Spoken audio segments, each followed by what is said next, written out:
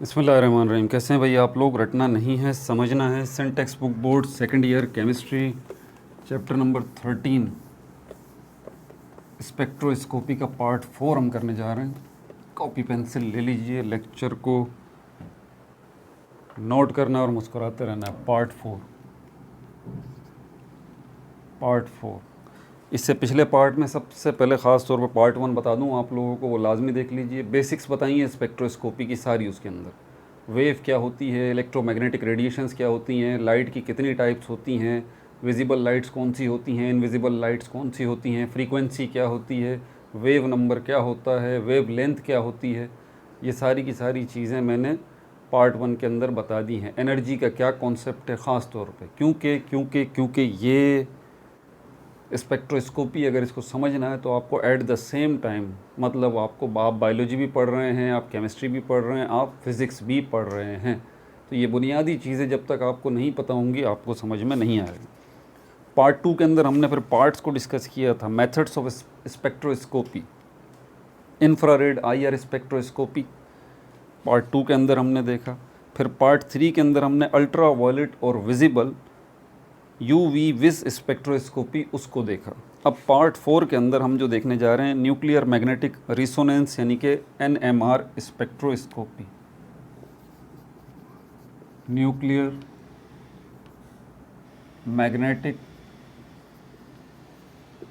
Magnetic रिसोनेंस, इसको NMR कहा जाता है। NMR spectroscopy.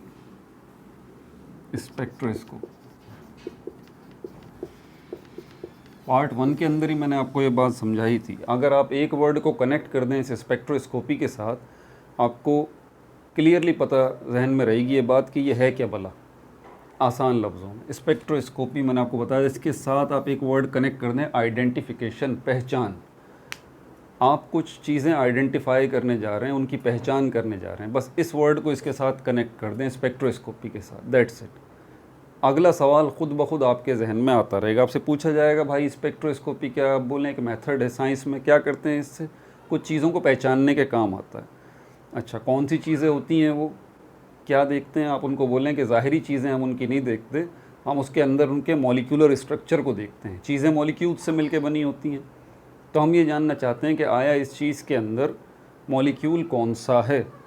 मिसाल के तौर पर अगर आपके पास इथेनॉल है, CH3 CH2 और OH, इथेनॉल का सैंपल एक पड़ा हुआ है लिक्विड में, ठीक है, ये पड़ा हुआ एक बीकर के अंदर, ये इथेनॉल पड़ा हुआ है। आपको नहीं पता ये क्या है, आपको नहीं पता ये क्या है, लेकिन अगर आपको इसका केमिकल फार्मूला पता है, मैं आपको बता दूं कि भाई ये क्या है, आप बताएंगे नहीं भाई मुझे नहीं पता ये क्या है, आप आइडेंटिफाई नहीं कर सके। लेकिन जैसे ही मैंने आपको बताया ये इसका chemical formula CH3 CH2 OH है, फ़ौरन आपने बोला हमने ऑर्गेनिक केमिस्ट्री पढ़ी है भाई, ये इथेनॉल है। इथेनॉल। इससे भी और आसान कर देता हूँ, ये लें, आपको नहीं पता ये क्या है, मैं बताता हूँ इसका केमिकल फार्मूला H2O है। आप चुटकियों में बता देते हैं कि भाई ये वाटर है। ये कहाँ से पता चला आपको ये है क्या? ये कहाँ से पता चला आपको ये है क्या? ये मॉलिक्यूल ही तो हैं।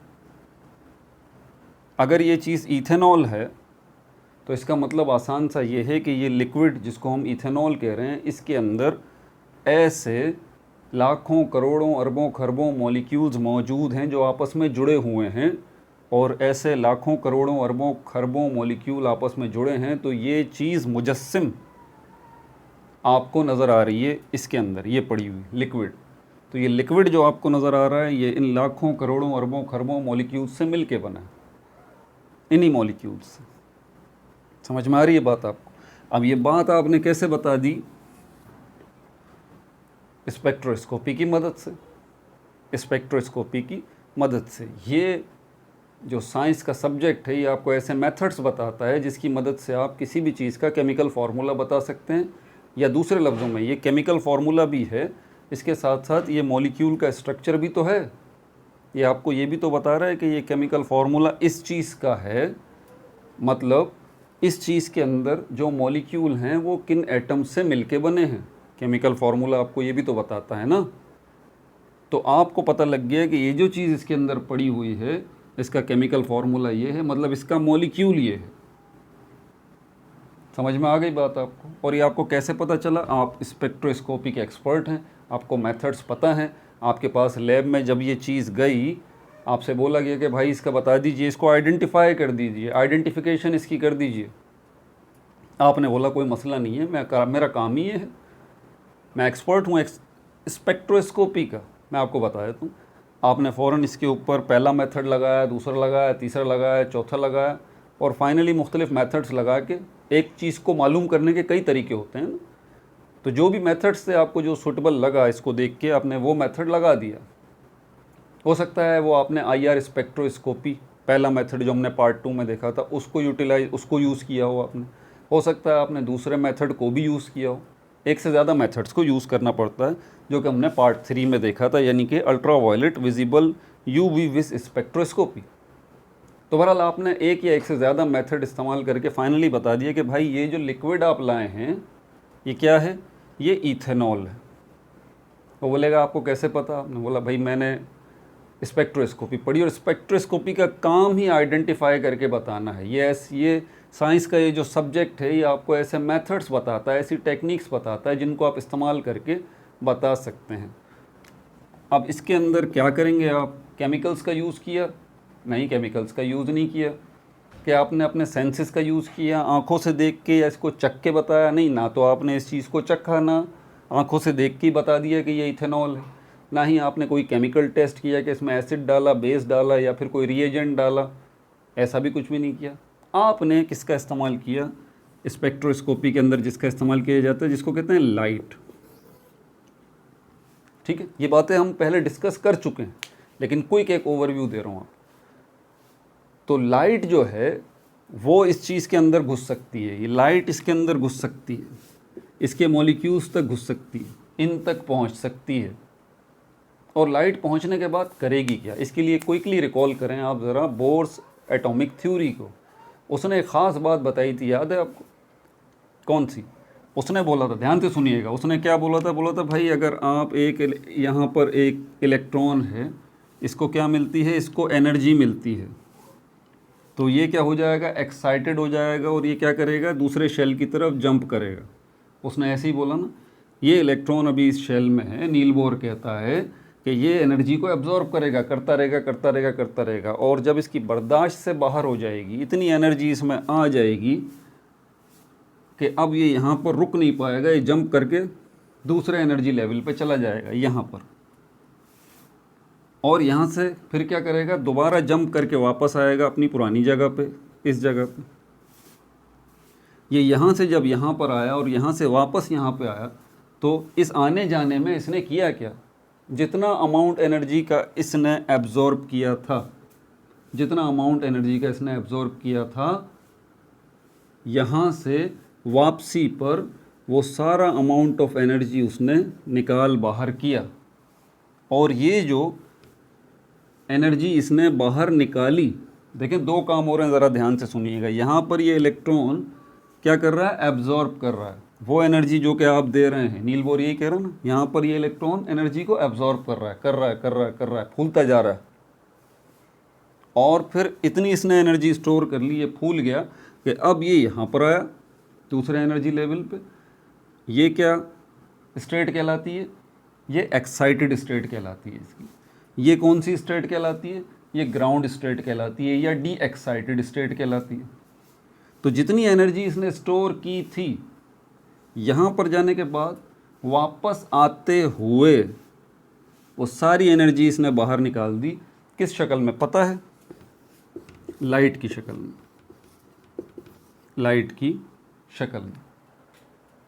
अब ये जो एनर्जी बाहर निकल रही है लाइट की शक्ल में, अब इस एनर्जी को, इस लाइट को जो बाहर निकल के आ रही है, हमें इसको पकड़ लेना है। बस हमें इसको क्या कर लेना?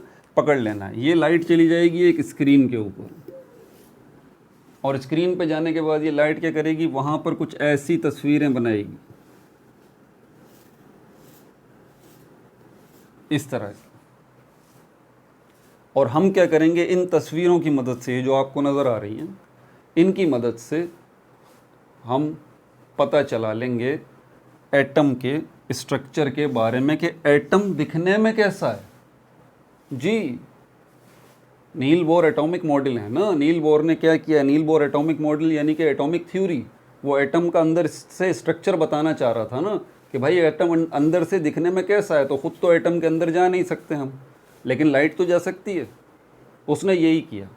अब आप बोल रहे होंगे सर आपने लाइट की तो बात ही नहीं की, आपने कहा कि नील बोर ने इलेक्ट्रॉन को एनर्जी दी, एनर्जी दी, एनर्जी दी। भाई वो एनर्जी एनर्जी जो बोल रहा हूँ, तो एनर्जी क्या लाइट एनर्जी की फॉर्म नहीं है?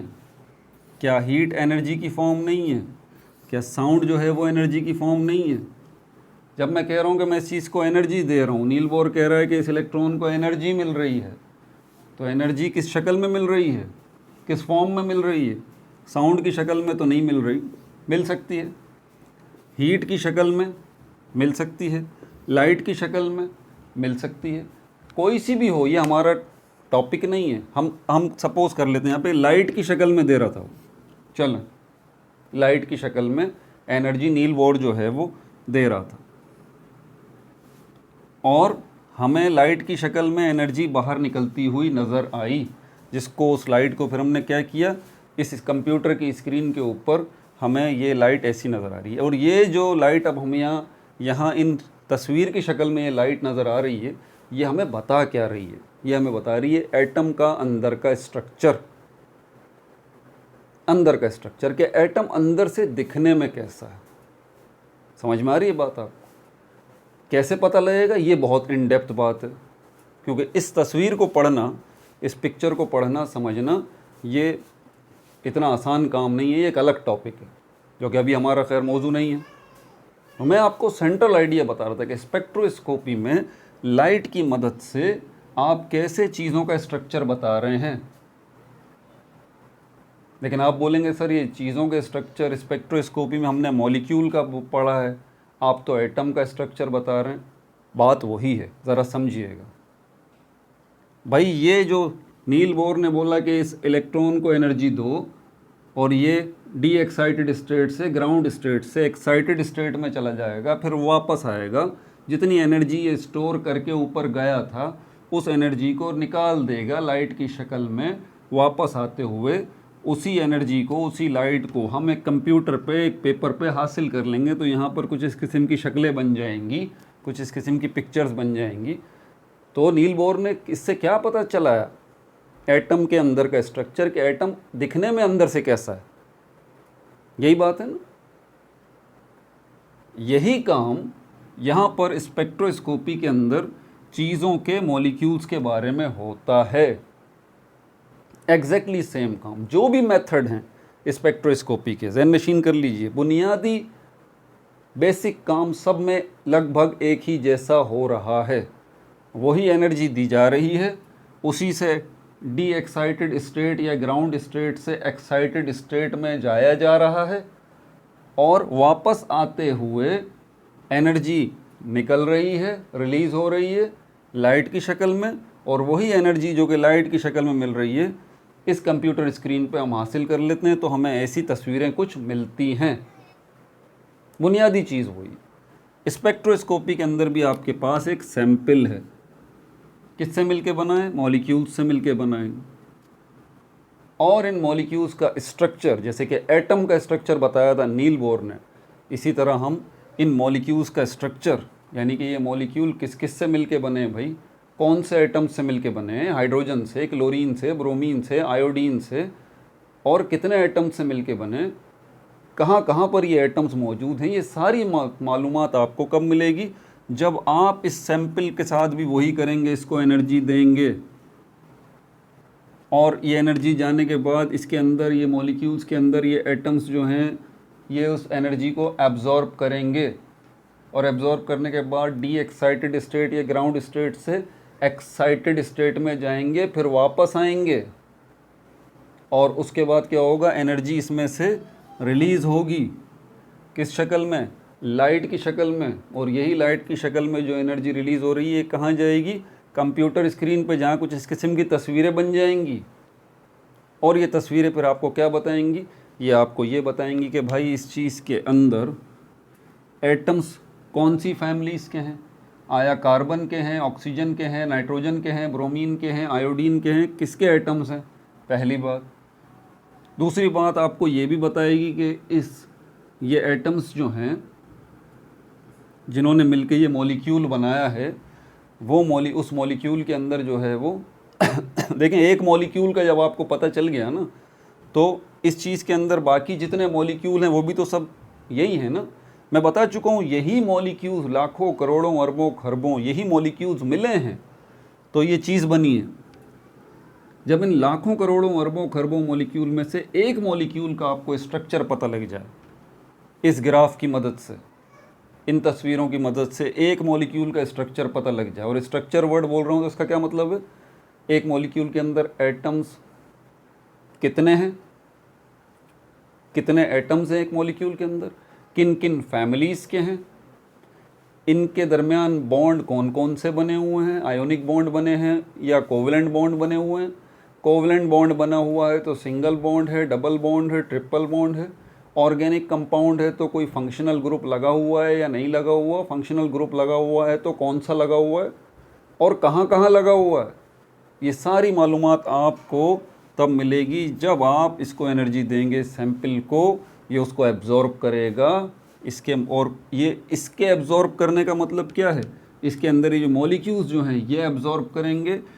अब और यहीं पे ध्यान से सुनिएगा मेरी बात, यहीं पे इसी मॉलिक्यूल के अंदर कुछ चीज़ें, मैं कुछ चीज़ों का वर्ड इस्तेमाल कर रहा हूँ, देखें मैं इलेक्ट्रॉन का वर्ड इस्तेमाल नहीं कर रहा, यहाँ फ़र्क रखिएगा।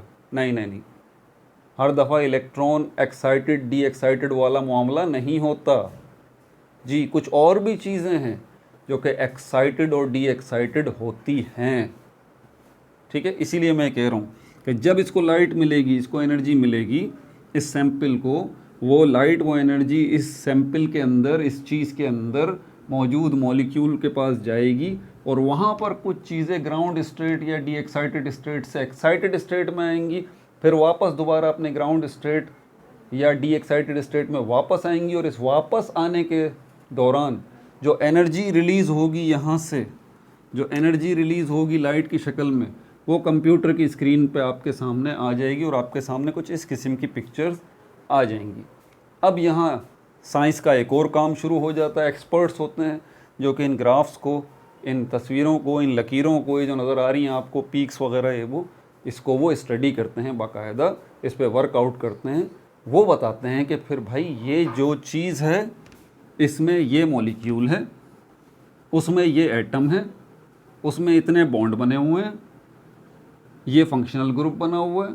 ये सारी मालूमात फिर वो एक्सपर्ट्स जो है वो बताते हैं इन ग्राफ पेपर्स की मदद से, इन तस्वीरों की मदद से। और फाइनली वो आपको जब बताते हैं कि ये क्या है, इथेनॉल है। इथेनॉल, ये बुनियादी बात जहन में रखिएगा, क्योंकि अगर आप इस बेसिक चीज़ से हट गए ना तो फिर आपको स्पेक्ट्रोस्कोपी के अंदर फिर आपको ना तो ये समझ में आएगा ये इंफ्रारेड IR स्पेक्ट्रोस्कोपी क्या है, ना आपको ये समझ में आएगा कि ये ultraviolet visible UV vis क्या है, और ना ही फिर आपको ये आज का टॉपिक जो है न्यूक्लियर मैग्नेटिक रिसोनेंस NMR स्पेक्ट्रोस्कोपी ये क्या है, ये भी आपको समझ में नहीं आएगा।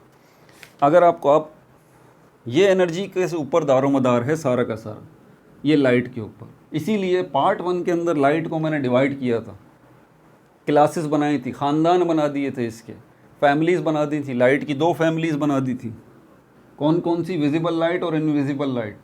फिर इनविजिबल लाइट को मैंने बताया था कि गामा रेज जो हैं वो इनविजिबल लाइट की कैटेगरी के अंदर आता है, रेडियो वेव्स जो हैं वो इनविजिबल लाइट की कैटेगरी के अंदर आते हैं, माइक्रोवेव्स जो हैं वो इनविजिबल लाइट की कैटेगरी में आते हैं, अल्ट्रा वायलेट जो है वो इनविजिबल लाइट की कैटेगरी के अंदर आता है, इंफ्रारेड जो है वो इनविजिबल लाइट की कैटेगरी के अंदर आता है। समझ में आ गई। तो ये जितने मैंने अभी आपके सामने लिए हैं ये कौन सी लाइट्स हैं, इनविजिबल लाइट्स। और विजिबल लाइट्स तो आपको पता ही है, इसको हम विबग्योर कहते हैं। Violet, indigo, blue, yellow, orange, red, ये 7 जो हैं, 6 हो गए, 7 हो गए, ये 7 जो हैं कलर जो आपको नज़र आते हैं जब आप लाइट के सामने प्रिज्म को रखते हैं, प्रिज्म के सामने आपको 7 कलर्स जो नज़र आते हैं, ये 7 कलर्स नहीं है, ये 7 लाइट्स हैं जो इस सनलाइट का हिस्सा हैं। विजिबल स्पेक्ट्रम इसको हम कहते हैं। और इसी सनलाइट का एक हिस्सा और है जिसको इनविजिबल स्पेक्ट्रम कहते हैं। बात समझ आई? वीडियो बैक करके दोबारा मेरी बात को समझो। तो ये बुनियादी काम है स्पेक्ट्रोस्कोपी का। पहला क्या कर रहे हैं? आइडेंटिफिकेशन कर रहे हैं, आप पहचान रहे हैं, आपको नहीं पता ये चीज़ आपके सामने आई है, ये क्या है। स्पेक्ट्रोस्कोपी में आइडेंटिफिकेशन कर रहे हैं, आइडेंटिफाई कर रहे हैं। किस चीज़ की मदद से कर रहे हैं? लाइट की मदद से। इसको एक और नाम भी देते हैं हम, इलेक्ट्रोमैग्नेटिक रेडिएशंस की मदद से, कहीं इंफ्रारेड की मदद से, कहीं अल्ट्रावायलेट की मदद से, कहीं विजिबल की मदद से, और कहीं रेडियो वेव्स की मदद से। क्यों मैंने ख़ास तौर पर रेडियो वेव बोला? क्योंकि इसमें हम NMR स्पेक्ट्रोस्कोपी, न्यूक्लियर मैग्नेटिक रिसोनेंस, इसको। फिर दूसरी बात मैंने बताई कि बुनियादी फार्मूला वही है जो नील बोर का था, एक्साइटेड और डी एक्साइटेड वाला। फिर तीसरी मैंने बात बताई कि डी एक्साइटेड होने के दौरान जो लाइट आती है उसको इस कंप्यूटर की स्क्रीन पे हासिल करना, और इस तरह की पिक्चर्स मिलेंगी आपको, उससे आइडेंटिफाई करना केमिकल फार्मूला। और जब केमिकल फार्मूला पता लग गया तो मतलब आपको मॉलिक्यूल का स्ट्रक्चर भी पता लग गया, आपको बॉन्ड्स भी पता लग गए, ये सारी चीज़ें पता लग गई, मतलब आपको उस चीज़ का पता लग गया कि ये चीज़ है क्या भाई। ठीक हो गई बात? अब मैंने यहाँ ख़ास तौर पे क्या बोला था? मैंने बोला था कि यहाँ पर मैं नील बोर ने तो इलेक्ट्रॉन की एक्साइटेड और डी एक्साइटेड की बात की थी, मैं यहाँ पर कह रहा हूँ कुछ चीज़ें एक्साइटेड होंगी, कुछ डी एक्साइटेड होंगी। ज़रूरी नहीं है कि हर दफ़ा इलेक्ट्रॉन ही हो, नहीं नहीं, वो तो एटम का स्ट्रक्चर फाइंड आउट करने के लिए इलेक्ट्रॉन्स की मदद ली गई थी। ठीक है, तो फिर इसमें और क्या है जिसको हम एक्साइटेड करेंगे और डी एक्साइटेड करेंगे? इस मॉलिक्यूल के अंदर जो एटम्स हैं, उन एटम्स के अंदर क्या है? Electron, proton, neutron. प्रोटॉन्स जो है न्यूक्लियस के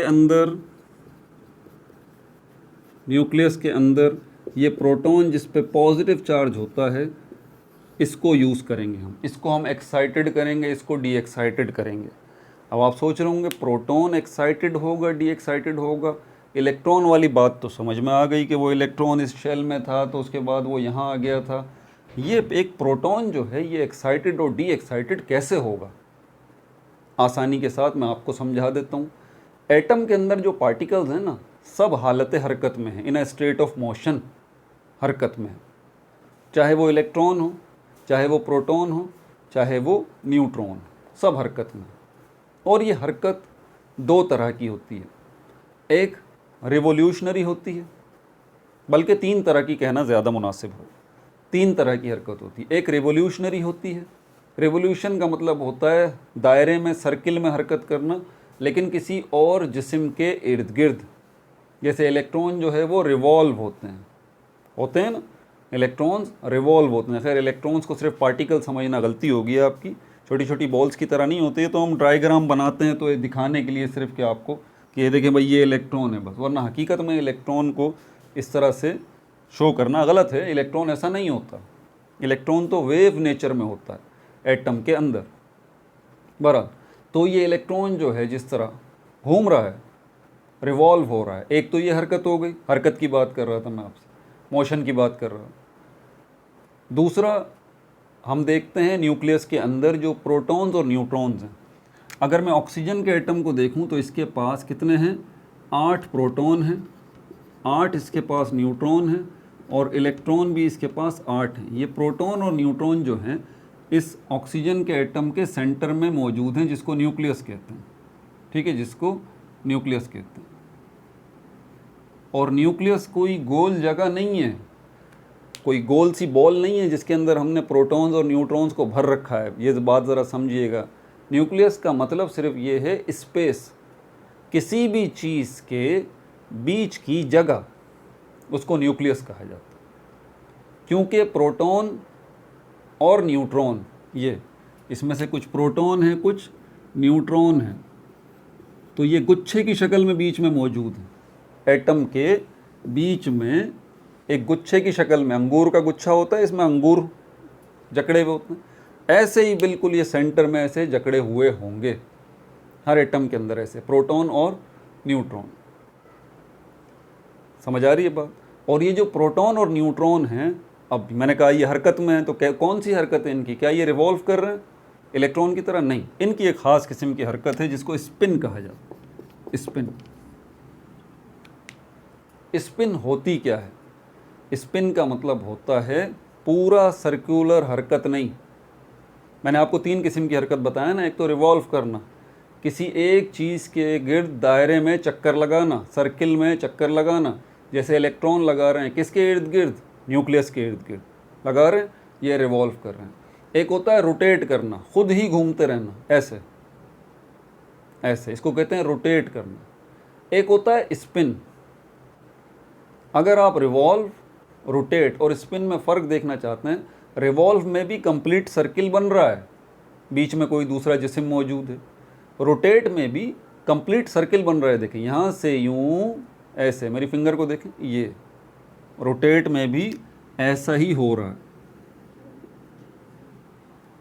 भले बीच में कोई चीज़ नहीं है। जैसे कि इस मार्कर को ले लें, देखें इसको घुमा रहा हूँ, दिस इज़ रोटेशन। तो सर्किल पूरा बन रहा है रिवॉल्व में भी, रोटेट में भी। ये तीसरी किस्म की जो हरकत है ना, जिसको मैं स्पिन कह रहा हूँ, स्पिन, ये क्या है? ये यूँ भी हो सकती है, आधा सर्किल भी हो सकता है, ये क्वार्टर सर्किल भी हो सकता है, ये पौना सर्किल भी हो सकता है, ये क्लॉकवाइज भी हो सकता है, ये एंटी क्लॉकवाइज भी हो सकता है, ये यूँ भी हो सकता है। ये जो आपको देखें, किसी के अंदर भी आपको पूरा सर्किल बनता हुआ नज़र नहीं आ रहा। ये क्या है? ये स्पिन कहलाता है। और स्किन में होता क्या है? मेरे हाथ को, हरकत को ध्यान से देखें, मेरे हाथ की हरकत, ये देखें, यूँ यूँ, इस तरह की हरकत होती है। प्रोटॉन्स और न्यूट्रॉन्स की न्यूक्लियस के अंदर इस तरह की हरकत होती है। अभी आधा सर्किल भी हो सकता है, मतलब जाना वापस आना, जाना वापस आना, जाना वापस आना। अभी आधा सर्किल भी हो सकता है, पौना सर्किल भी हो सकता है, क्लॉकवाइज भी हो सकता है, काउंटर क्लॉकवाइज भी हो सकता है, और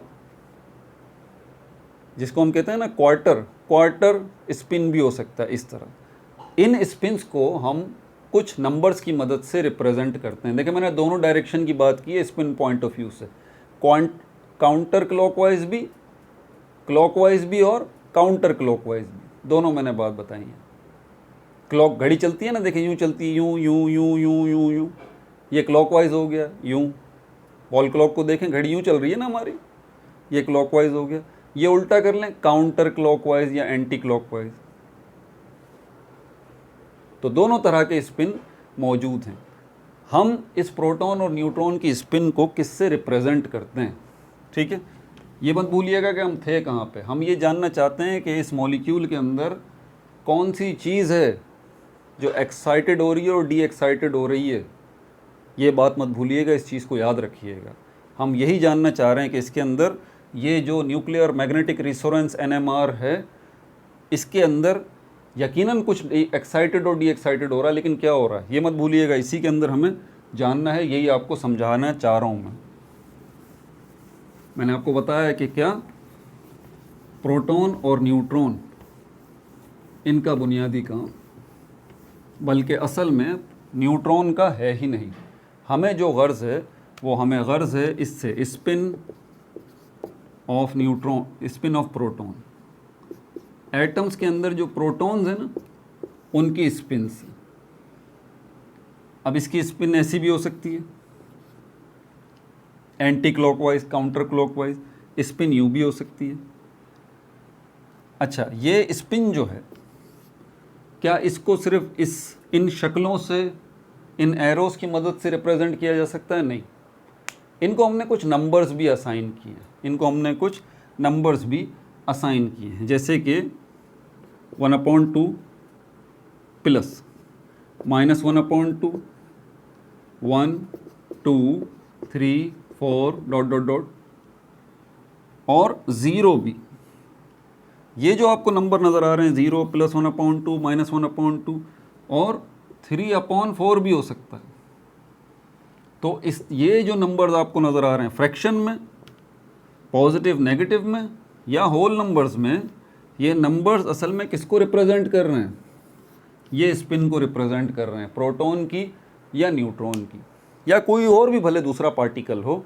ये स्पिन्स को रिप्रेजेंट करने के लिए नंबर इस्तेमाल किए जाते हैं, ज़ीरो भी, होल नंबर भी और फ्रैक्शंस भी। समझ में आ रही है बात आपको?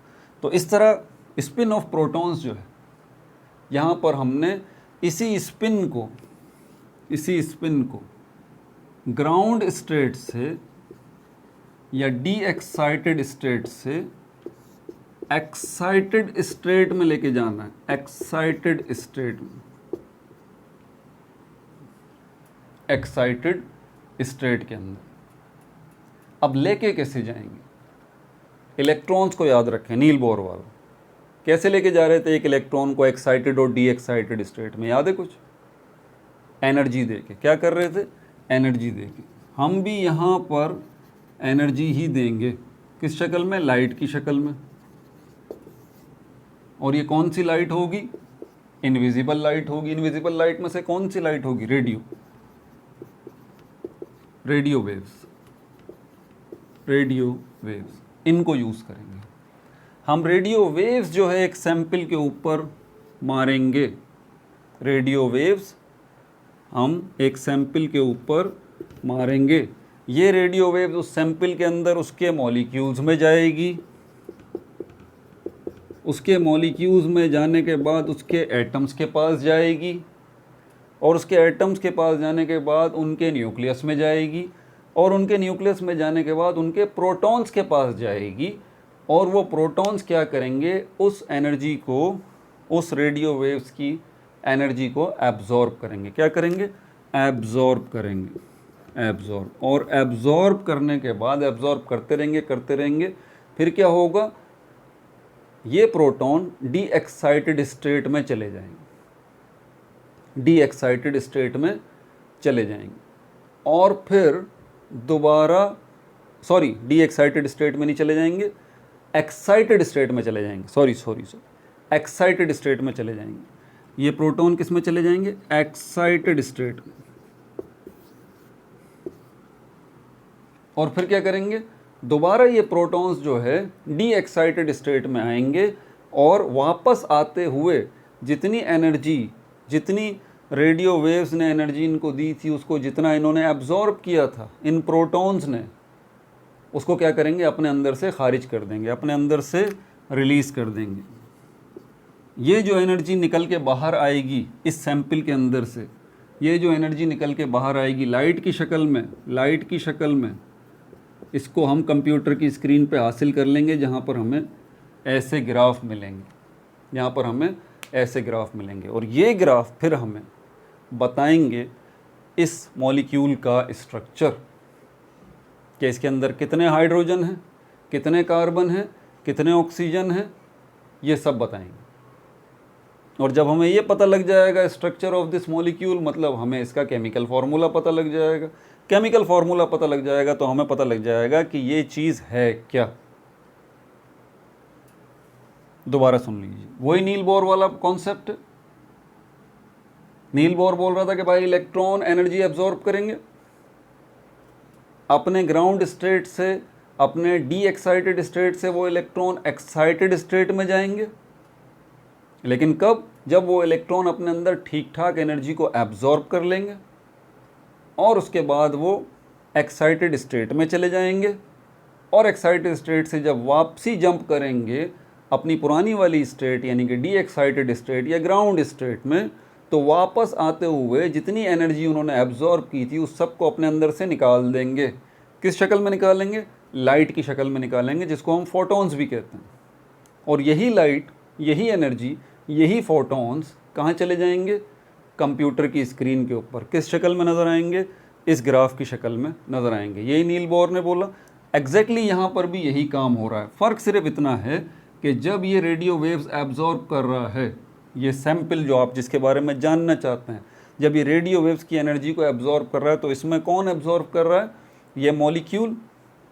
जब ये हम कहते हैं कि ये सैंपल रेडियो वेव्स की एनर्जी को एब्जॉर्ब कर रहा है, तो ये नहीं एब्जॉर्ब कर रहा, बल्कि इसके मॉलिक्यूल कर रहे हैं, बल्कि इसके मॉलिक्यूल नहीं कर रहे, इस मॉलिक्यूल के एटम्स कर रहे हैं, बल्कि इन मॉलिक्यूल्स के एटम्स नहीं कर रहे, इस मॉलिक्यूल्स के एटम्स के न्यूक्लियस कर रहे हैं, बल्कि इस मॉलिक्यूल के एटम्स के न्यूक्लियस वो एनर्जी एब्जॉर्ब नहीं कर रहे, बल्कि उन न्यूक्लियस के अंदर जो प्रोटॉन्स हैं वो एनर्जी को एब्जॉर्ब कर रहे हैं। और अभी उन प्रोटॉन्स की हालत क्या है कि उनकी एक स्पिन है, उनकी एक ऑलरेडी एक स्पिन है, और जैसे जैसे वो एनर्जी को एब्जॉर्ब करते रहेंगे वो क्या होते रहेंगे, वो फाइनली एक्साइटेड स्टेट में चले जाएंगे, वो प्रोटॉन्स एक्साइटेड स्टेट में चले जाएंगे, और फिर दोबारा वो प्रोटॉन्स डी एक्साइटेड स्टेट में वापस आएंगे, तो अपने अंदर से इस एनर्जी को निकाल बाहर करेंगे, जो किस शक्ल में बाहर निकलेगी, यहाँ से लाइट की शक्ल में, फोटॉन्स की शक्ल में, इलेक्ट्रोमैग्नेटिक वेव्स की शक्ल में, और ये कहाँ चली जाएंगी, कंप्यूटर स्क्रीन पे, जहाँ हमें ये पिक्चर नज़र आएगी। लेकिन ये प्रोटॉन कैसे करेंगे, ये सवाल है। क्या इलेक्ट्रॉन्स की तरह शेल्स का कोई सिस्टम है जंपिंग का? नहीं भाई, ऐसा कोई सिस्टम नहीं। यहाँ पर सिस्टम है इसका स्पिन का, सारा सिस्टम इस स्पिन का है। ये स्पिन जो है, जो यकीनन इस सैंपल के अंदर जो मॉलिक्यूल हैं, उनमें जो एटम हैं, उनमें जो न्यूक्लियस है, उनमें जो प्रोटॉन हैं, उनकी उन प्रोटॉन्स की कोई ना कोई स्पिन तो होगी ना। सपोज करते हैं उनकी स्पिन ये है, एक हाइड्रोजन का एटम है, एक एटम ले लेते हैं इसके अंदर, एक हाइड्रोजन का ये वाला, ये हाइड्रोजन का एटम है, और इसकी स्पिन कौन सी है, इसकी स्पिन ये रही, इस नंबर से इसकी स्पिन को हम जाहिर कर रहे हैं।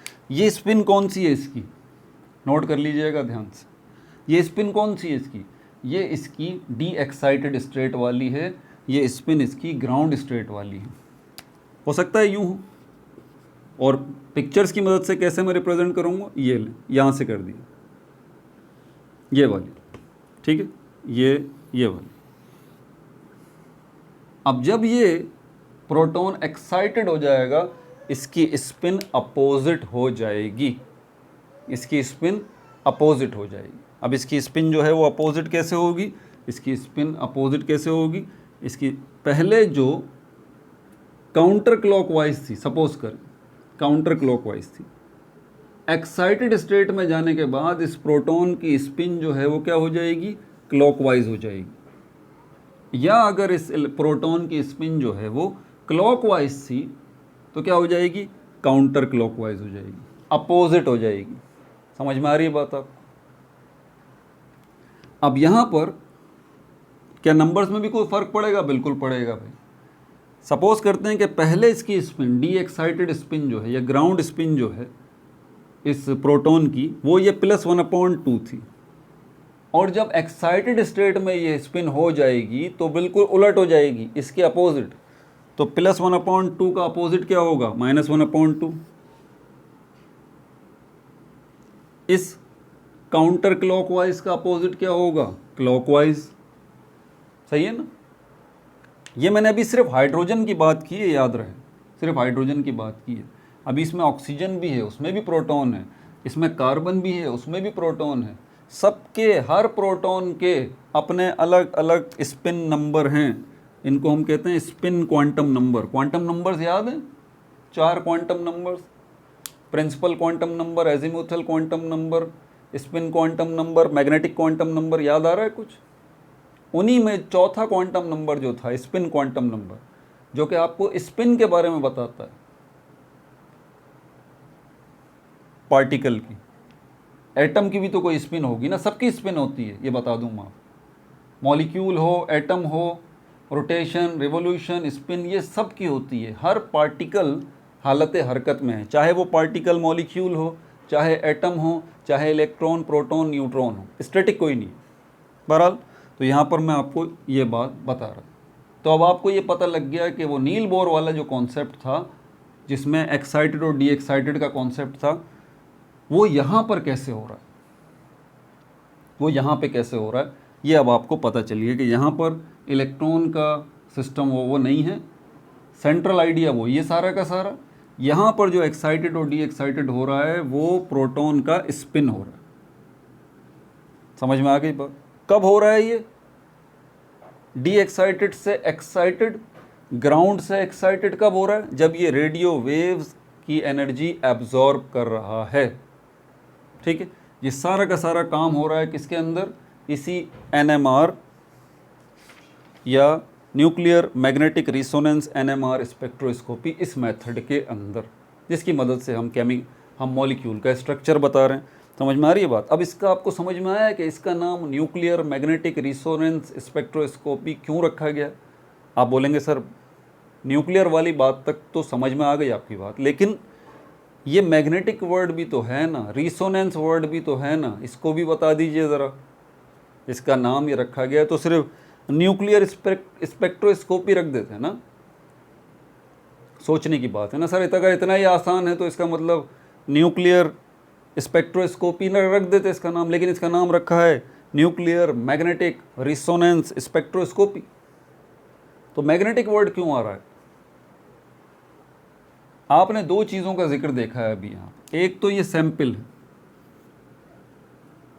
एक तो ये सैंपल है जिसके बारे में आप जानना चाहते हैं, आइडेंटिफाई करना चाहते हैं।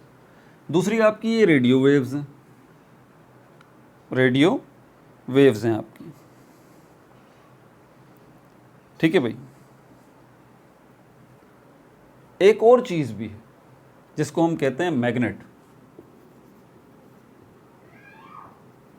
मैग्नेट, इसको और ज़रा आप प्रोटॉन को, इसको ज़रा इसका सेंट्रल आइडिया ज़रा समझ लीजिए, क्योंकि ये समझना आपके लिए बेहद ज़रूरी है, क्योंकि MCQs वगैरह आते हैं। ठीक है ना। और अगर आपको इससे और बहुत ज़्यादा लगाव है पार्टिकल्स की दुनिया से, मैक्सवेल की इक्वेशंस अगर आपको समझनी है ये वो, तो आप ग्रैंड यूनिफाइड थ्योरी देखें, डॉक्टर अब्दुल सलाम वाली 50 मिनट की वीडियो बनाइए, आपके दिमाग खोल देगी वो वीडियो, आपको उस दुनिया में ले जाएगी फिज़िक्स की। आप बोलेंगे ये कहाँ था अभी तक हम सबसे।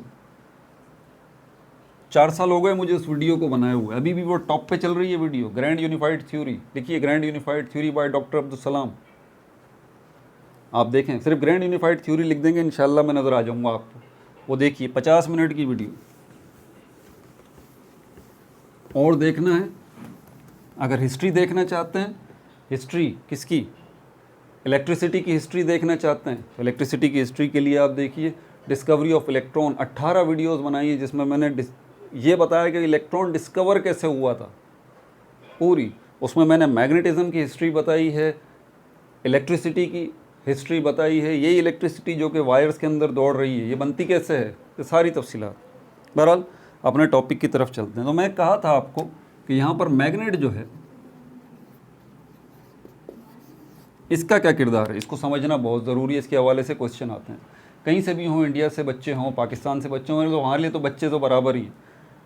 20 टेस्ट सबका ही होता है, वहाँ पर भी देखें आप, जी है, मेंस है, एडवांस है, NCERT है। पाकिस्तान में बच्चों को देखें तो यहाँ ECAT है, MD CAT है और बहुत सारे टेस्ट हैं।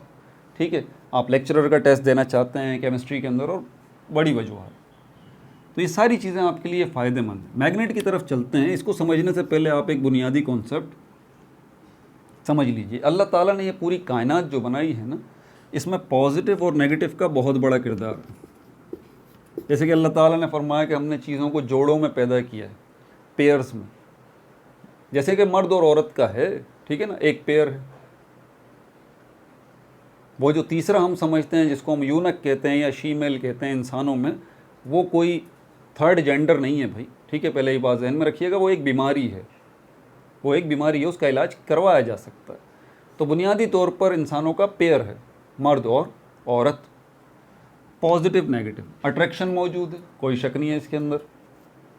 क्या सिर्फ इंसानों के अंदर ये जेंडर की वजह से अट्रैक्शन मौजूद है? अट्रैक्शन नहीं भाई, चीज़ें भी अट्रैक्ट करती हैं, चीज़ें भी अट्रैक्ट करती हैं, नॉन लिविंग थिंग्स भी अट्रैक्ट करती हैं, लेकिन सारी चीज़ें नहीं, कुछ चीज़ें। कुछ चीज़ें पॉजिटिव होंगी, कुछ चीज़ें नेगेटिव होंगी।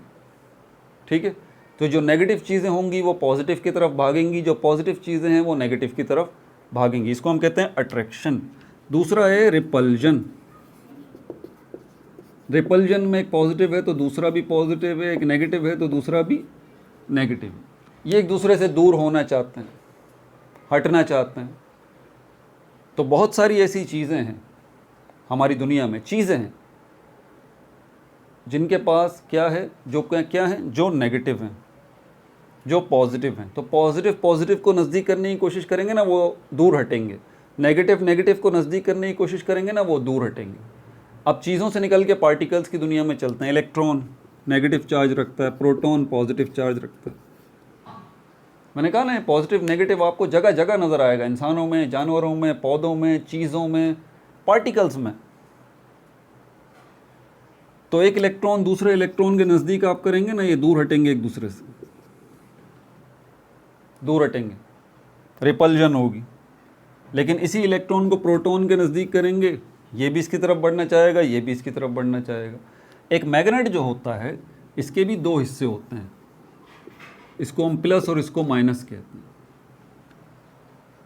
हमने क्या किया है कि मैग्नेट बनाने का तरीका, हमने क्या किया, एक चीज़ को हमने पॉजिटिव बनाया। आसान लफ्ज़ों में समझा रहा हूँ, इसकी गहराई में नहीं जाऊँगा। एक चीज़ को हमने पॉजिटिव बना दिया, दूसरी चीज़ को हमने नेगेटिव बना दिया। अभी ये अलग अलग है।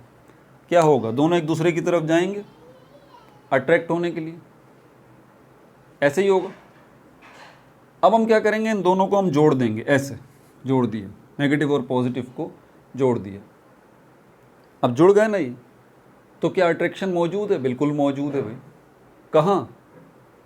इसी मैग्नेट को, जिसको हमने पॉजिटिव और नेगेटिव बनाया है, इसी मैग्नेट को हम इस तरह से भी लिखते हैं, नॉर्थ पोल और साउथ पोल। देखा होगा ना आपने, दो पोल। बुनियादी काम वही है, पॉजिटिव और नेगेटिव का। हम ये बात मान के चलते हैं कि ये नॉर्थ पोल से फोर्स निकल रही है और साउथ पोल की तरफ जा रही है। कौन सी फोर्स है? ये वही फोर्स है जो कि पॉजिटिव और नेगेटिव को अपनी तरफ खींच रही है। इसमें कोई शक नहीं है कि ये साउथ पोल भी नॉर्थ पोल को अट्रैक्ट कर रहा होगा, लेकिन हम इसको नॉर्मली हम इसकी बात नहीं करते। हम सिर्फ नॉर्थ पोल की लेते हैं कि नॉर्थ पोल साउथ पोल को अपनी तरफ खींच रहा है। किसकी मदद से खींच रहा है? फोर्स की मदद से खींच रहा है। फोर्स की मदद से, फोर्स ऑफ अट्रैक्शन की मदद से। इसी फोर्स ऑफ अट्रैक्शन को हम रिप्रेजेंट करते हैं किन से? इन लाइंस की मदद से। ये लाइंस बना देते हैं यूँ यूँ यूँ यूँ। तो ये जो लाइंस बनी हुई हैं, ये आपको यही बता रही हैं कि ये फोर्स जो निकल रही है वो जा रही है किसके पास? नॉर्थ पोल से निकल के साउथ पोल की तरफ। समझ आ रही है बात आपको?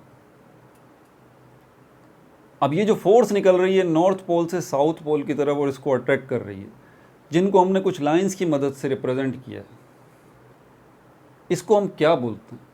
इसको हम बोलते हैं मैग्नेटिक फील्ड।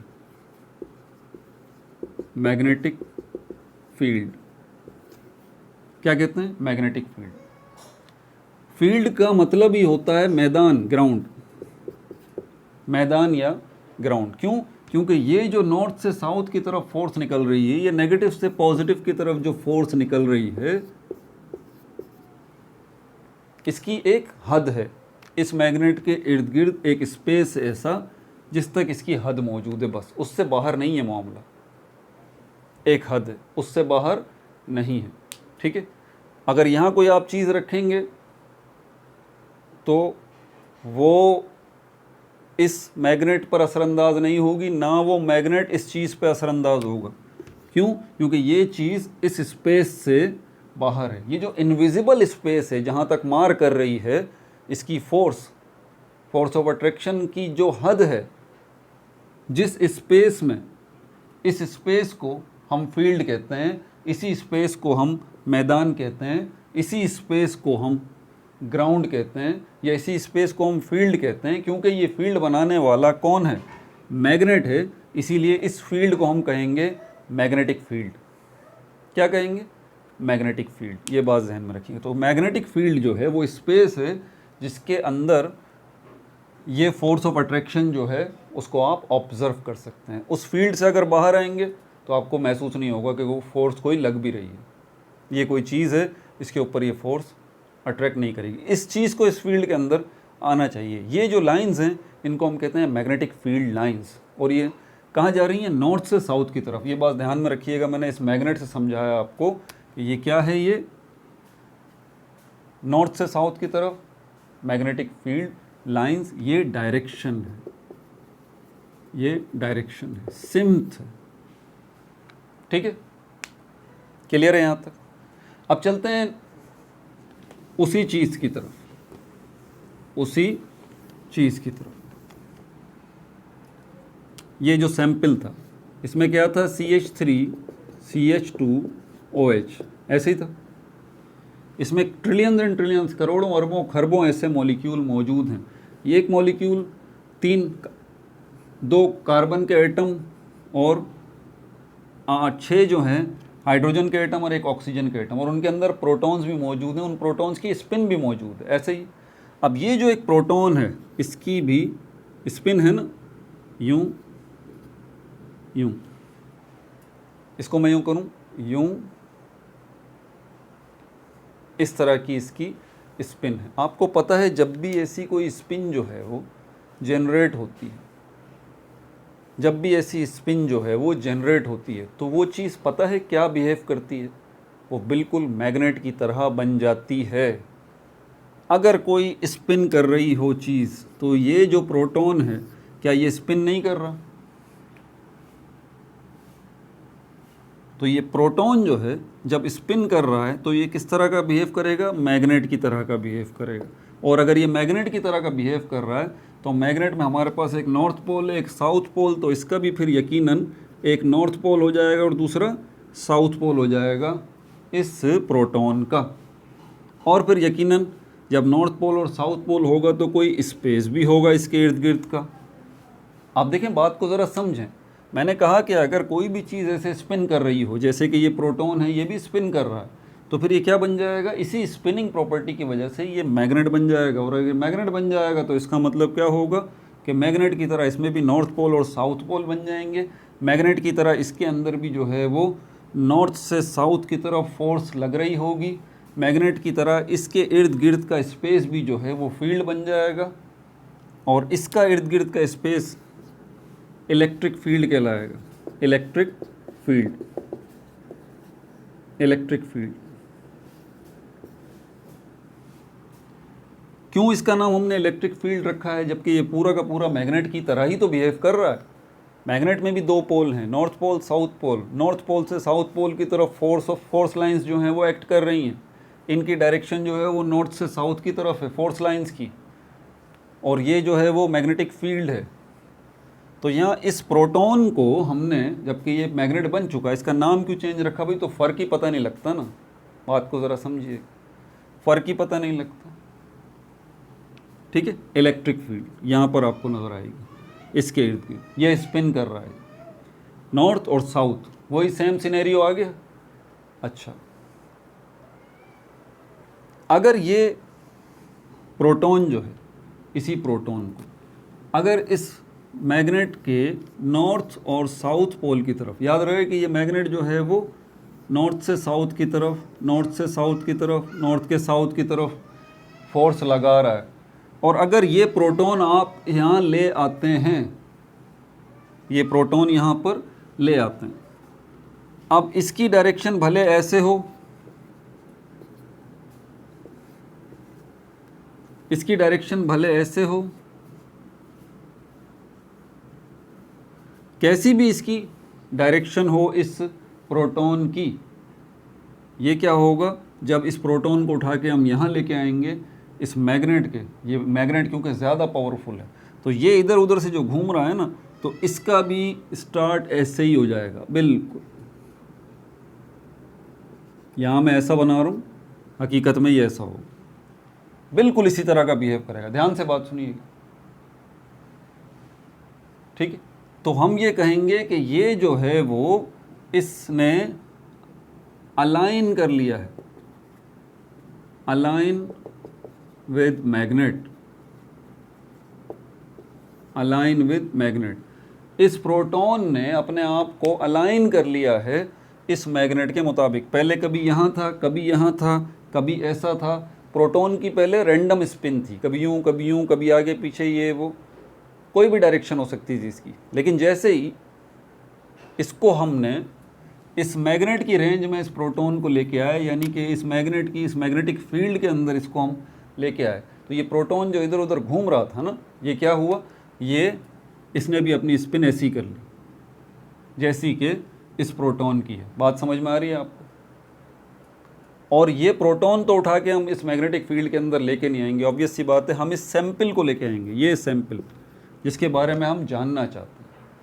तो ये सैंपल जब इस मैग्नेटिक फील्ड के अंदर आएगा तो इस सैंपल के अंदर जितने मॉलिक्यूल्स हैं, उनमें जितने एटम्स हैं, उनमें जितने प्रोटॉन्स हैं, जिनकी स्पिन किसी की यहाँ है, किसी की यहाँ है, सब की क्या हो जाएगी, अलाइन हो जाएगी in the direction of magnet. कि मैग्नेट की मैग्नेटिक लाइंस, फील्ड लाइंस, जो फोर्स लाइंस जो हैं वो नॉर्थ से साउथ की तरफ जा रही हैं, तो इन सारे प्रोटॉन्स की भी डायरेक्शन क्या हो जाएगी, नॉर्थ से साउथ की तरफ हो जाएगी। बिल्कुल इसी तरह अलाइन कर लेगा, सेम डायरेक्शन हो जाएगी। समझ में आ रही है बात? अब हम क्या करेंगे, तो क्या मैग्नेट का क्या बस इतना ही काम है? मैग्नेट का इतना ही काम है, मैग्नेट का इतना ही काम है। मैग्नेट का इससे बड़ा काम है भाई। आपको याद है अभी मैंने क्या बताया? मैंने आपको बताया है कि ये प्रोटॉन जो है ये क्या करेगा, बिल्कुल उसी तरह इलेक्ट्रॉन की तरह, इस तरह नील बोर ने कहा है, ये प्रोटॉन जो है एनर्जी को एब्जॉर्ब करेगा और ये अपनी डी एक्साइटेड स्टेट से, ग्राउंड स्टेट से एक्साइटेड स्टेट की तरफ जाएगा।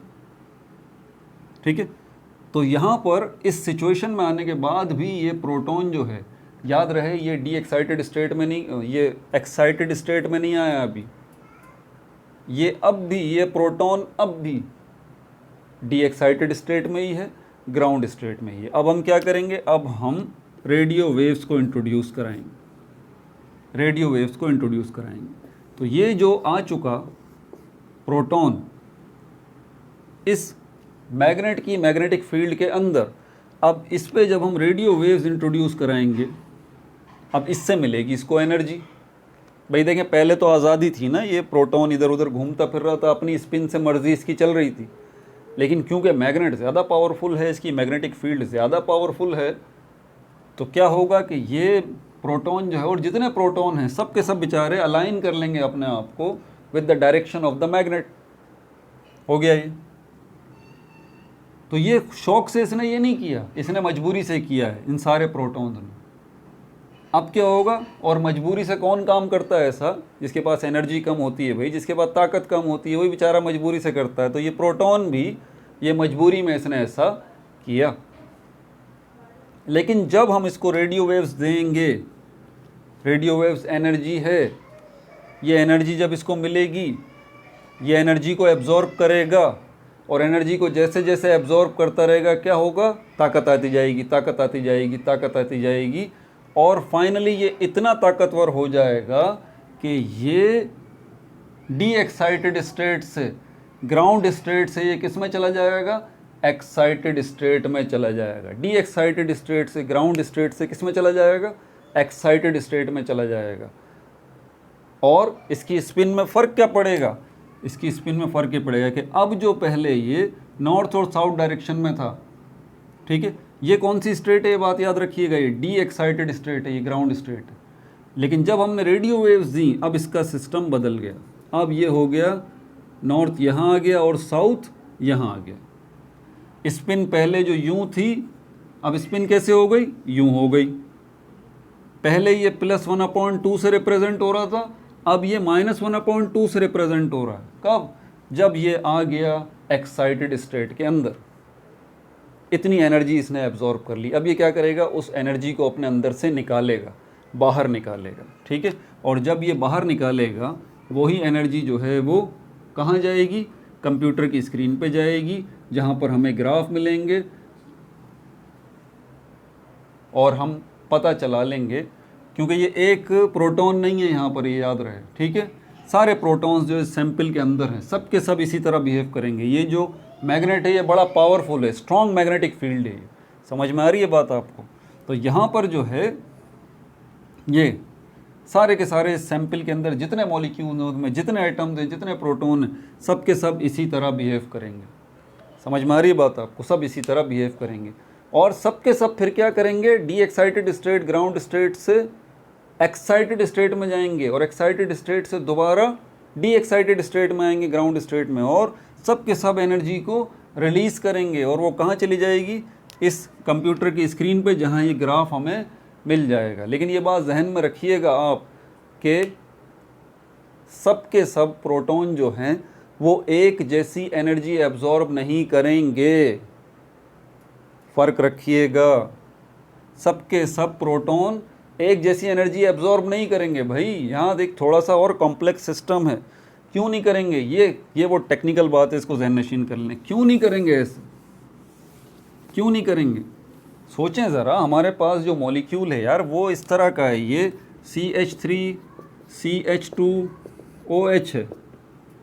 मानते हैं कि इसके अंदर सारे के सारे प्रोटॉन हैं, कोई शक नहीं है इसके अंदर, लेकिन आप ये तो सोचिए कि अगर सारे प्रोटॉन जो हैं वो एक ही जैसे हैं, एक ही जैसी स्पिन है, तो इसका मतलब वो सेम अमाउंट ऑफ एनर्जी अगर एब्जॉर्ब करेंगे रेडियो वेव्स से, तो उसके नतीजे में वो जो D excited state, ground state से एक्साइटेड स्टेट में जाएंगे और वहाँ से वापस आएंगे, तो फिर एनर्जी जो वो रिलीज़ करेंगे वो एनर्जी कंप्यूटर की स्क्रीन पर आएगी। तो आपको तो एक ही पिक्चर मिलेगी ना, इस कंप्यूटर की स्क्रीन के ऊपर आपको एक ही ग्राफ मिलेगा, ये वाला, ये लें बस।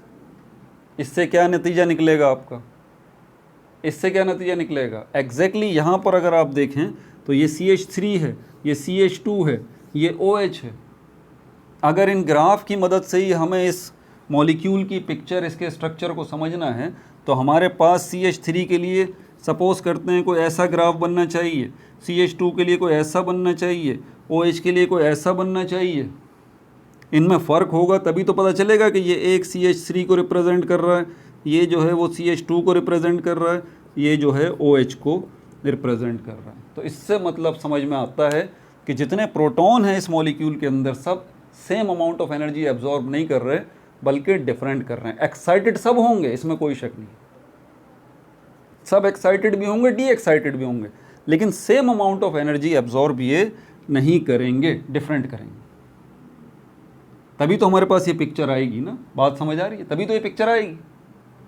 ऐसा क्यों हो रहा है? इलेक्ट्रॉन्स की वजह से। भाई यहाँ सिर्फ प्रोटॉन ही नहीं है, इलेक्ट्रॉन्स भी हैं। ये इलेक्ट्रॉन्स शील्ड का काम करेंगे, ये इलेक्ट्रॉन्स शील्ड का काम करेंगे। सपोज करें अगर हाइड्रोजन को आपको देखना है, तो इस हाइड्रोजन के नेबर में ये ऑक्सीजन भी तो मौजूद है। अगर आपका ग्राफ ये बताता है कि भाई यहाँ हाइड्रोजन मौजूद है, तो हाइड्रोजन अगर यहाँ पर मौजूद है, ठीक है, मान लिया, तो ये हाइड्रोजन यहाँ पर मौजूद है, यही हाइड्रोजन यहाँ पर भी मौजूद है कार्बन के साथ। इसको अलग अलग कर लेते हैं ऐसे, ये रहा हाइड्रोजन, और हाइड्रोजन यहाँ पर भी मौजूद है, यहाँ पर भी मौजूद है। तो ये जो हाइड्रोजन यहाँ मौजूद है और ये जो हाइड्रोजन यहाँ मौजूद है, दोनों में फ़र्क नहीं है क्या? फ़र्क है। क्यों? क्योंकि इसके नेबर में जो ऑक्सीजन है उसके पास इलेक्ट्रॉन्स की तादाद, और यहाँ पर ये हाइड्रोजन जो है इसके नेबर में, इसके पड़ोस में कार्बन के इलेक्ट्रॉन्स प्लस ऑक्सीजन के इलेक्ट्रॉन्स प्लस इस कार्बन के भी इलेक्ट्रॉन्स। देख रहे हैं आप कितने इलेक्ट्रॉन्स का शील्डिंग इफेक्ट पड़ेगा इन दोनों हाइड्रोजन्स के ऊपर, फ़र्क आ जाएगा ना। तो ये जो हाइड्रोजन है इसके तो बाजू में, इसके पड़ोस में सिर्फ एक ही ऑक्सीजन है, इसके इलेक्ट्रॉन्स जो हैं वो शील्डिंग इफेक्ट देंगे, मतलब टांग अड़ाएंगे अपनी, इसको एनर्जी एब्जॉर्ब करने में दिक्कत होगी, परेशानी होगी इन इलेक्ट्रॉन्स की वजह से, क्योंकि वो भी एनर्जी एब्जॉर्ब कर रहे होंगे, तो इस तक वो अमाउंट नहीं पहुंचेगा। और इसके पास, इसके प्रोटॉन्स के पास तो ज़्यादा भी नहीं पहुंचेगा। क्यों? क्योंकि इस बेचारे के पास तो यहाँ पर भी इलेक्ट्रॉन्स हैं, यहाँ पर भी इलेक्ट्रॉन्स हैं इन दो हाइड्रोजन के पास। इस हाइड्रोजन के पास एक ही तरफ के इलेक्ट्रॉन्स जो है मसला कर रहे हैं, इन हाइड्रोजन्स के पास इसके इलेक्ट्रॉन्स भी मसला कर रहे हैं, इसके इलेक्ट्रॉन्स भी, इसके इलेक्ट्रॉन्स भी, इस कार्बन के। और यहाँ पर ये जो हाइड्रोजन का कार्बन है, इसके जो इस साइड पे हाइड्रोजन, इस साइड पे हाइड्रोजन, हाइड्रोजन हाइड्रोजन हाइड्रोजन, तो इसकी एक ही साइड पर ये सिर्फ कार्बन डिस्टर्बेंस क्रिएट कर रहा है, या इसके बराबर में ये दूसरा कार्बन है, पड़ोसी तो है ना, इस कार्बन के इलेक्ट्रॉन भी और इस कार्बन के इलेक्ट्रॉन भी, दोनों के इसके लिए डिस्टर्बेंस पैदा कर रहे हैं।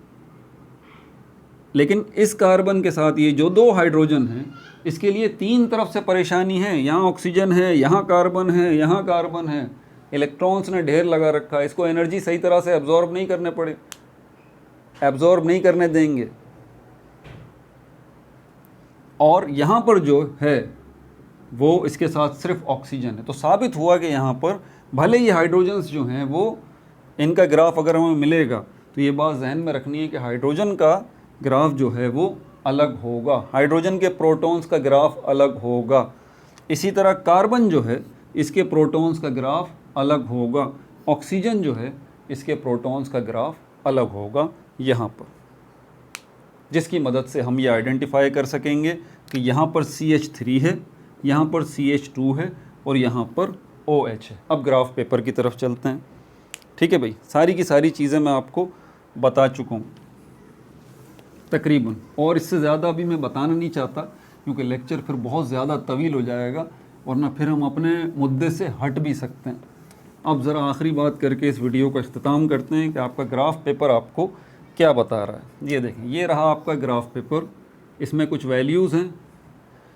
पहले तो यहाँ पर ये आपको एक लाइन नज़र आ रही है, उसके बाद ये आपको लाइंस नज़र आ रही हैं और ये आपको लाइंस नज़र आ रही हैं। यहाँ पर कुछ नंबर लिखे हुए हैं, यहाँ पर लिखा हुआ है 0, फिर लिखा हुआ है 1, फिर लिखा हुआ है 2, फिर लिखा हुआ है 3, फिर लिखा हुआ है 4, फिर लिखा हुआ है 5, और भी हैं लेकिन हम इसको यहीं पर रखते हैं। मुझे थोड़ा सा इसको सही करके करना पड़ेगा। 1 के ऊपर इसको रखेंगे और 4 के ऊपर जो है इसको रखेंगे, 5 के ऊपर इसको रखेंगे, इस तरह से।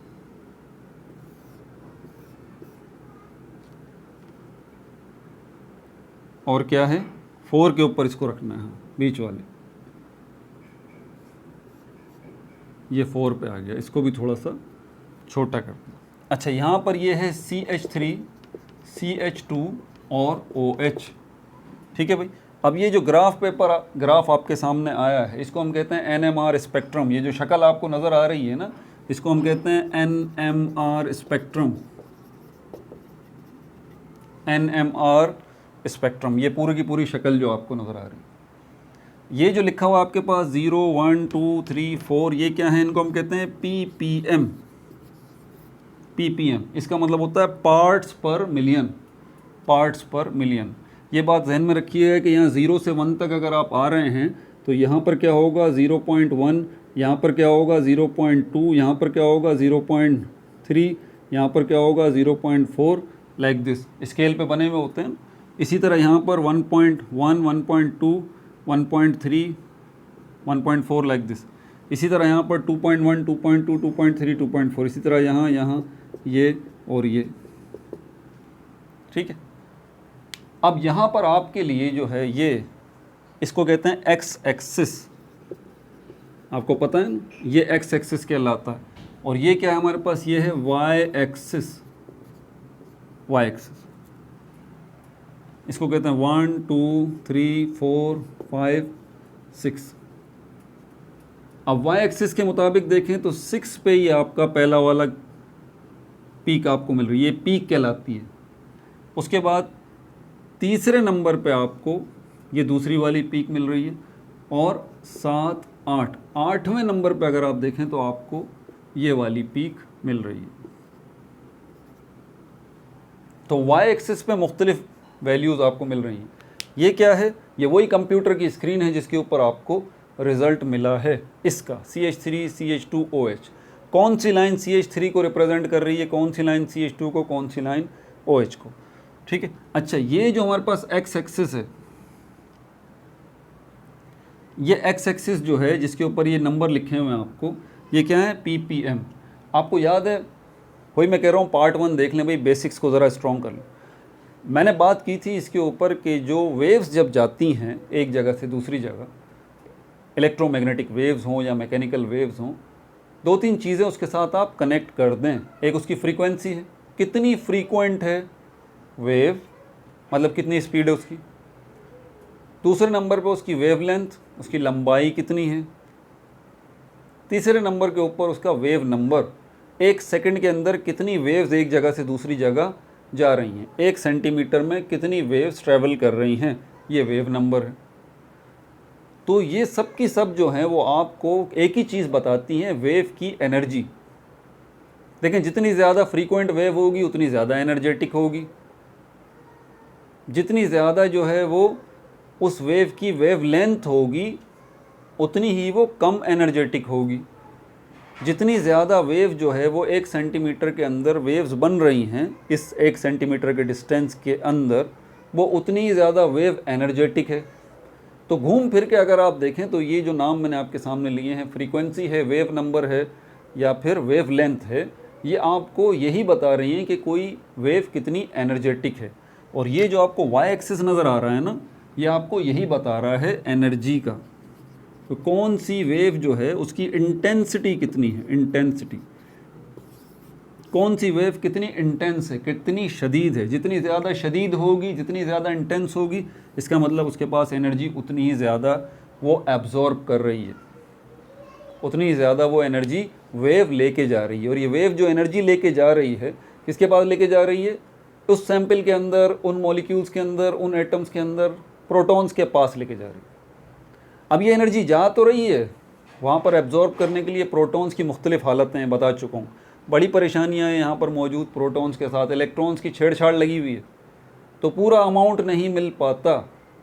एक्साइटेड तो होते हैं सारे प्रोटॉन, उनकी स्पिन एक्साइटेड होती है, डी एक्साइटेड भी होती है, उसी से ये ग्राफ हमें मिलता है, इसमें कोई शक नहीं है। लेकिन अमाउंट ऑफ एनर्जी में फ़र्क आ जाता है, तभी हमें डिफरेंट किस्म के ग्राफ मिलते हैं। अब यहाँ पर ये एक्स एक्सिस क्या बता रहा है आपको? ये फ्रीक्वेंसी की जगह पर हम ppm यूज़ करते हैं, फ्रीक्वेंसी का यूनिट हर्ट्स होता है, ठीक है। तो वेव की फ्रीक्वेंसी या वेव जो है वो कितनी फ्रीक्वेंट है, कितनी तेज़ है, ये हम यहाँ पर फ्रीक्वेंसी में नहीं बता रहे, बल्कि हम किस में बता रहे हैं? ppm। ये एक यूनिट है, ये क्या है? एक यूनिट है जो कि आप किसकी जगह पर यूज़ कर रहे हैं? आप यूज़ कर रहे हैं हर्ट्ज़ की जगह पर, फ्रीक्वेंसी की जगह पर, आप यूज़ कर रहे हैं वेव नंबर की जगह पर। अगर आपको याद हो, हमने इससे पहले वाला जो किया था इंफ्रारेड IR स्पेक्ट्रोस्कोपी के अंदर, हमने वेव को जो है उसकी एनर्जी को मेजर करने के लिए हमने किसको यूज़ किया था? वेव नंबर्स को। और दूसरी जो हमने देखा अल्ट्रा वायलेट या विजिबल UV स्पेक्ट्रोस्कोपी, इसके अंदर जो हमने देखा, किसको देखा था? इसके अंदर हमने जो है वो वेव लेंथ की मदद से हमने बताया था। और इसमें जो हम बात कर रहे हैं यहाँ पर न्यूक्लियर मैग्नेटिक रिसोनेंस MRR स्पेक्ट्रोस्कोपी के अंदर, इसमें जो हम बात कर रहे हैं, इसमें हम ppm पार्ट्स पर मिलियन इस यूनिट को इस्तेमाल करेंगे। अब हमें ये देखना है कितने ppm पे ये आएगा, ठीक है। अब यहाँ पर हम देखते हैं तो यहाँ पर ये A जो है CH3 के लिए है, A CH3 को रिप्रेजेंट कर रहा है। फिर उसके बाद ये C है CH2 के लिए, और B है ये OH के लिए। अगर आपको याद हो, ये मीथाइल है, ये मीथाइलिन है, और ये हाइड्रोक्साइल ग्रुप। यहाँ पर जो है ये हमारे पास ये A हो गया। अगर ये A हो गया तो ये रिप्रेजेंट कर रहा है CH3 को, और ये कि हमारे पास क्या हो गया? B हो गया, तो ये OH को रिप्रेजेंट कर रहा है। और ये हमारे पास छोटा वाला C हो गया, ये CH2 को रिप्रेजेंट कर रहा है। अब यहाँ पर आप देखिए कि ये जो हमारे पास पहला वाला B है, ये OH को रिप्रेजेंट कर रहा है, ठीक है। और ये जो हमारे पास C है, ये CH2 को रिप्रेजेंट कर रहा है। और उसके बाद ये CH3 है, ये हमारे पास A है, ये CH3 को रिप्रेजेंट कर रहा है। तो यहाँ पर ये जो हमारे पास पीक्स आ रही हैं, अब इनका ppm देखना भी ज़रूरी है। हमारे पास डेटा मौजूद है जो कि ये बात बता रहा है कि हमारे पास ये CH3 के लिए हम ppm की रेंज देखते हैं। CM3 के लिए हम ppm की रेंज देखते हैं, ये 1.1 ppm से लेके 1.3 ppm के दरमियान होनी चाहिए। तो इसका मतलब ये हुआ कि ये क्या होगा? ये मिथाइल ग्रुप होगा।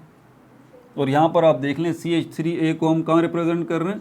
ये 1 से 2 के दरमियान है ना, तो ये 1.1 ये आ गया, 1.1 ये हो गया, 1.2 ये हो गया, 1.3। तो यहाँ पर ये रेंज बन रही है। इसको थोड़ा और मैं बड़ा कर लेता हूँ ऐसे, ये लो, अब सही है। पिक्चर थोड़ी ख़राब हो गई, यहाँ तक ये आ गया। तो इसकी रेंज ये बन रही है। तो अगर आपकी इस पिक्चर की, इस ग्राफ की रेंज अगर 1.1 ppm से 1.3 ppm तक बन रही है, इसका मतलब सीधा सा ये है कि ये क्या है, ये CH3 है। ये जो शक्ल आपको नज़र आ रही है किसको रिप्रेजेंट कर रही है, इस सैंपल के अंदर जो मॉलिक्यूल है उसमें CH3 मौजूद है। समझ आ रही है बात आपको। उसके बाद अगर हम देखते हैं दूसरा वाला CH2, इसकी अगर हम देखते हैं ppm तो 3.5 to 4 ppm पार्ट्स पर मिलियन। ये 3.5 से लेके 4 तक इसकी रेंज है। ये देखें यहाँ से शुरू कर लेते हैं। ये हो गया 3.5 और ये 4 की रेंज आ गई। देखिए ये क्या है, CH2 मिथाइलिन। और अब यहाँ पे देखें ये जो OH है ये कहाँ पर आ रहा है, ये यहाँ पर आ रहा है। कौन सा हमारे पास, ये हाइड्रोक्साइल OH जो है, इसकी ppm की रेंज है 4 to 5 pm, 4 to 5 ppm। तो 4 से लेके 5 तक की रेंज जो बनती है ये किसकी बनती है, OH की बनती है। ठीक है भाई, बात अभी भी पूरी नहीं हो पाई है, पता है आपको, अभी भी पूरी नहीं हो पाई है। और आप इंटरनेट पर वीडियोस वगैरह देखेंगे ना, और भी देखेंगे, तो मैंने भी देखी है, ठीक है ना। हम सब एक दूसरे की मदद से आगे बढ़ते हैं भाई, ठीक है। मुझे इस बात का एतराफ़ करने में कोई दिक्कत नहीं होती कि मैं दूसरे यूट्यूबर्स जो हैं, अच्छे पढ़ाने वाले टीचर जो हैं यूट्यूब पे, उनसे मदद नहीं लेता, नहीं, मैं उनसे ही मदद लेता हूँ। हम सब एक दूसरे से मदद लेते हैं, इसमें कोई वो नहीं है, कोई मुकाबला थोड़ी, ये तो ज्ञान है। तो मैंने जो देखा है वो मैंने देखा है कि कोई भी मुकम्मल बात नहीं कर पाता। देखिए मैंने इतनी बात की है, अब ये इतना आसान थोड़ी ना यार, एक ही सब्जेक्ट में केमिस्ट्री भी है, एक ही टॉपिक में केमिस्ट्री भी है, फिज़िक्स भी है, बायोलॉजी भी है, और भी बहुत कुछ है, और इतना कॉम्प्लिकेटेड। तो एक वीडियो में ये कवर होना बड़ा मुश्किल है, लेकिन बहरहाल जितना बताया है आपको इतना काफ़ी होगा आपके लिए। ठीक है भाई, अपना बहुत ज़्यादा ख्याल रखिएगा। अगला टॉपिक जो है हमारा इसके अंदर वो है, अब जो आएगा वो आएगा atomic absorption and emission spectroscopy. ठीक है भाई, अपना बहुत ज़्यादा ख्याल रखिएगा। No like no subscribe, only share.